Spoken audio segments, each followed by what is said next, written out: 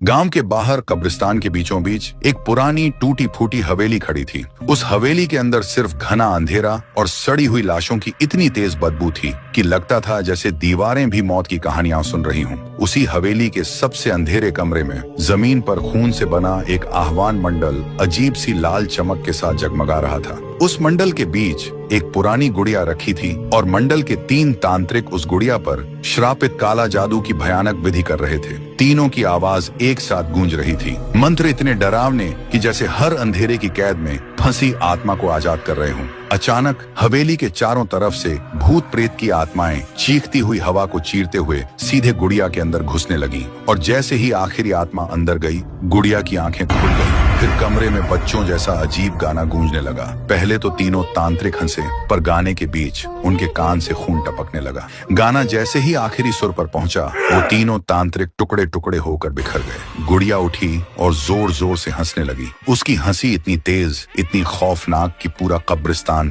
कांपने लगा। और इस तरह पैदा हुई शैतानी रूह से भरी राक्षसी गुड़िया। कुछ दिन बाद गांव के कोने में 2 छोटे बच्चे खेल रहे थे। तभी वो गुड़िया आई और चुपचाप एक अजीब सी मुस्कान के साथ उन बच्चों को देखने लगी। बच्चों ने जैसे ही उसे देखा, उनका खेल बीच में ही रुक गया, क्योंकि उन्होंने पहले कभी चलती हुई गुड़िया नहीं देखी थी। अगले ही पल गुड़िया उनके करीब आई और फिर वही अजीब बच्चों वाला गाना चारों तरफ गूंजने लगा। बच्चे तो पहले हंसे, पर गाने के बीच उनके कान से खून टपकने लगा। गाना जैसे ही आखिरी सुर पर पहुंचा, वो दोनों बच्चे टुकड़े टुकड़े होकर बिखर गए। तब से वो गुड़िया वहीं टूटी फूटी आवाज में उसी अधूरे गाने को गाकर पूरे गांव में अपना तांडव मचाने लगी। और कहते हैं, अगर आधी रात तुम्हें कहीं से बच्चों का गाना सुनाई दे तो पीछे मुड़कर मत देखना, क्योंकि हो सकता है वो तुम्हारे बिल्कुल पीछे ही खड़ी हो।